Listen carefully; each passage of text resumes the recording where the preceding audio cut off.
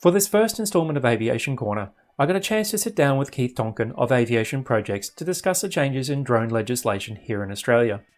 I feel I must apologise, as this is the first of these interviews and I thought it'd be a great idea to sit the camera on the table, but as it turns out this was not the best idea, as it gave a ton of wobble to the footage. And now I realise why these interviews are conducted in a certain way to prevent this. Also, this is not a paid placement.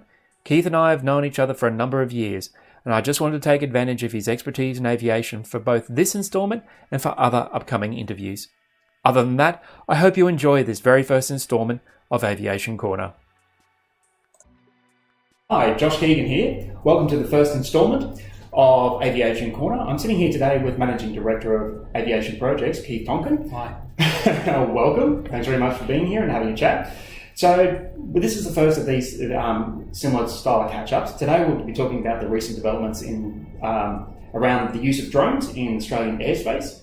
But before we get into that, what are you? A tea man or a coffee man? Or what's your favourite beverage? Well, I really like coffee. Excellent.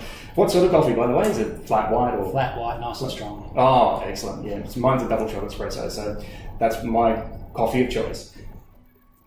All right, so just in regard to the Australian airspace, and there's been a few things happening in terms of CASA and regulations and changes. So what has exactly happened in terms of being a drone user?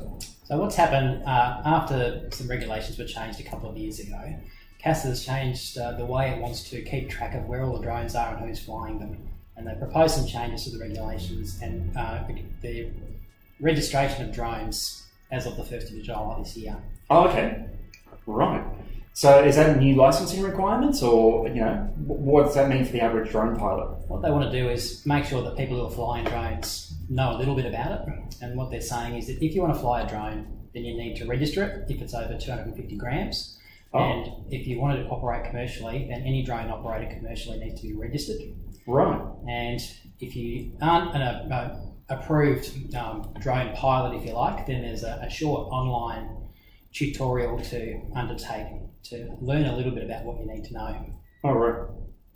So does that mean I need to go through and make a separate application to CASA, or it's just the online tutorial? What exactly needs to happen? There'll be a process, but I don't think CASA's really sorted that out yet. Oh, That's right. to be advised. Okay. Yeah, okay, so it's still a bit advised. All right. So in regards to these changes, do you think they were a direct result of the Senate inquiry that happened in 2017, 2018? I think it has a lot to do with it, and I guess some reflections on some of the other incidents around the world and applying best practice and the most appropriate solution to the situation we have at the moment. Right. So yeah, best practice things like the Gatwick incident, I guess. Well, that's certainly influenced their thinking a little bit. Yeah, it would. So has anything changed for those pilots who already have existing certification, or does everything still remain the same, or is that yet to be determined? I think the certification for existing pilots will remain the same. I know that CASA is proposing that drones should be registered, and much like an aircraft or a car, there'll be a small fee to pay to do that. Right.